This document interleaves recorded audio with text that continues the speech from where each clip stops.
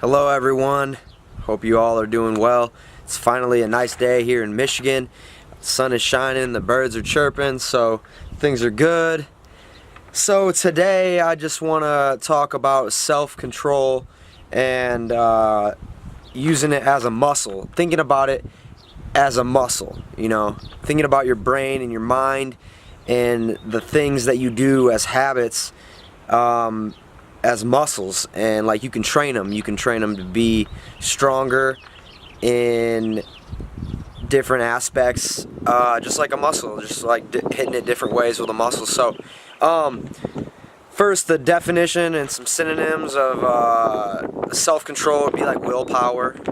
So the definition of self-control is the control of restraint of oneself over one's actions, feelings, and such like that. So the first person that thought about self-control in the mind as a type of energy, like a muscle, was Freud, and he called it ego depletion. Okay, so this whole idea, he was a philosopher.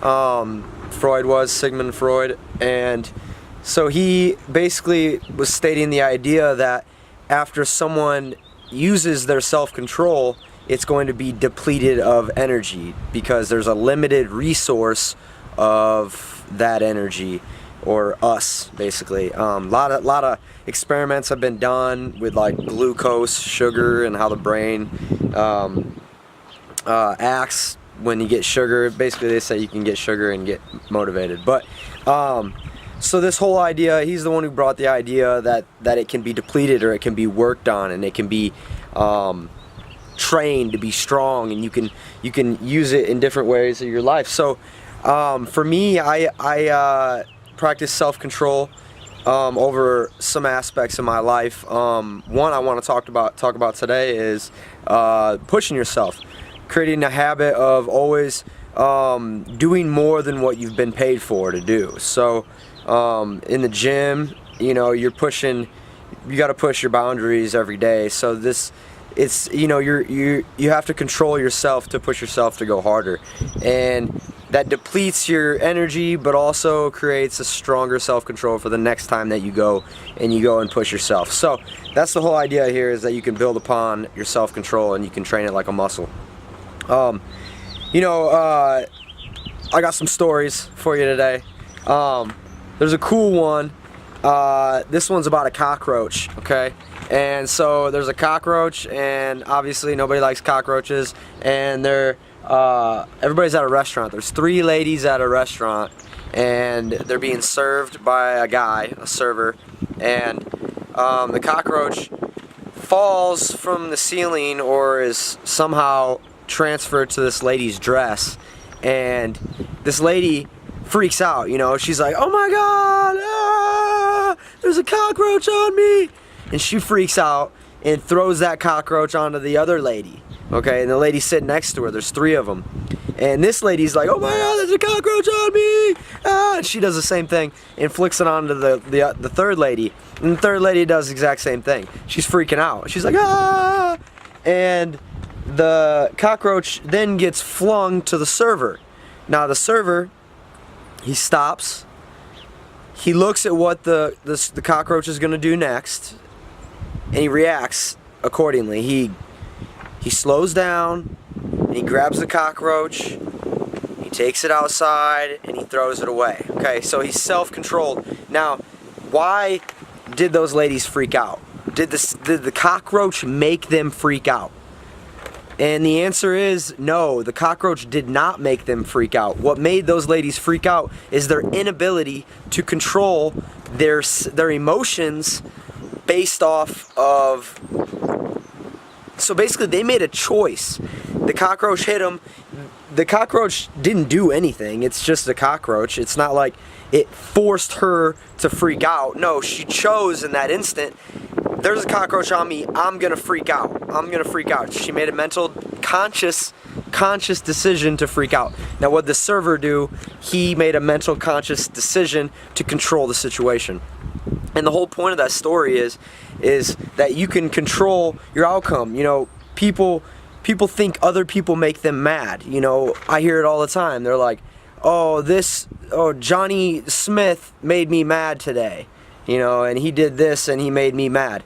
And it's like, that's not really what's happening. What's happening is that you chose to be mad. You made a decision on your own, independent of what he did, to let something bother you or not. You have control of that.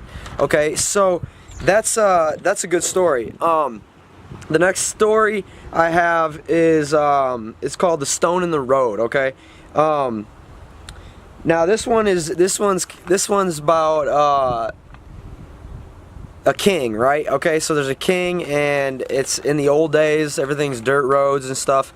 But this story here is just going to show you that to not be lazy and to push yourself, and good things will come. So, all right. So there's a king, right? And he puts a big boulder in the road so nobody can go through. Okay, everybody, all the townspeople are just walking by, and they just like dodge the boulder, and they're like, why is that big boulder there? That's stupid. Why is that there? You know, they're calling the king up, and they're like, hey, do something about that boulder, man. This is your town. This is not cool. And so so the king kept it there. And this guy from out of town comes walking by, and you know, he's just an average guy. He's got like a little patch, a little thing carrying, you know, a little knapsack carrying around. And he stops and he puts it down, and he decides, you know, hey, let's push this boulder out of the road, not just for me so I can have a clear path to walk, but so other people can have a clear path to walk too. So, you know, I think that's a good idea. Let's push this boulder out of the way. Maybe it'll give me a workout too. I'll get a little buff. Maybe a girl will walk by and she'll see me doing it. No, I'm just kidding. But so the guy started pushing the boulder out of the way, and once he, you know, it was hard. It's a big boulder. It's hard to move a boulder. So he's pushing, and finally he gets it off the road. And what's underneath it is a purse, and it's a little like purse thing that they had in the old days. But he grabbed it and he looked inside it, and it was a bunch of gold coins. Okay, so this little story is just meant to show you that there's opportunities everywhere if you stop and you look. And if you aren't lazy and you want to help other people, then do it. You know, it's not a bad idea. In that dude's case, pushing that rock out seems stupid probably at first. He was like, what's pushing a rock out of the way of the road gonna do for me? Nothing. I'm just gonna be tired after. He could have thought about it that way, but no, he took a positive note and said, I'm gonna help everybody else out. And so in helping everybody else out, he ended up helping himself. That's the moral of that story. Control yourself, don't be lazy, and just push yourself to help other people, and maybe you'll help yourself in the long term. Alright, so this happens all the time. I get so mad when I'm driving sometimes. It's like, you know, I'm driving, and it's like someone's like going real slow, you know, and it's like, come on, man, and I got somewhere to be. And it's like, you know, I always think to myself, I'm not mad at this person. I'm not mad at the guy that's driving the car in front of me. What I'm mad about is my inability to control the situation. I can't control where the guy goes, and where you know, I can't pick his car up and put it over here and make me go this way. It doesn't work like that. So self-control is applied there with restraining aggression. You have to restrain yourself, and what things make you mad, nothing makes you mad. You know, you have a choice. You have a choice to be mad. You have a choice to be happy. Happiness is a choice, and ultimately, this is what I think, you know, and this is all in practice. Like, again, I just want to note that again, this is all in practice. One book I read a couple years ago, this book is pretty cool. I read it when I was living in Bloomington, Indiana, and a guy at the restaurant that I was working at recommended it to me. But now, I just heard about it the other 6 months ago, and Tom Brady read it, and he came out and he was like, this is the book that I live my life by, pretty much. You know, it's a great book. It really is. It's by Miguel Ruiz, R-U-I-Z. Sorry if I didn't say that right. But basically, the book is called 4 Agreements. Okay, so 4 agreements to make with yourself personally, and the first one is to be impeccable with your word. okay? And be impeccable with your word. That means not saying things that are inappropriate or feel wrong just because everybody else is saying it. It doesn't mean that you have to say it, you know? Keeping your mouth, just keep a pure, everything that comes out of your mouth, just keep it pure. That's the idea there. Number 2, don't take anything personally. This is huge. This is really huge. People think all the time they take things personally when other people do things, and they're like, oh, that person made that decision because of me, or and I'm gonna take it personally. I'm gonna let it hurt my feelings because that's what I think. But you can't take anything personally. People are normally looking out for themselves, okay? So don't take anything personally. That's a great one. Number 3 is don't make assumptions. Don't assume things. Don't just assume that the outcome is gonna be what it is, or assume whatever other people are thinking, like in relationships with like girlfriends or boyfriends or whatever.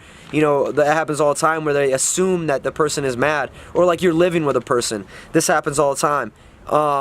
You see them like having a bad day or whatever, and you think it's because that something you did, like you made them have a bad day. So you assume their thoughts, but really you can never see that person's thoughts. You can never really know what that person is thinking, so don't make assumptions. That's a great one. And number 4, always do your best. I think that's a great one to tie up the rest of this video.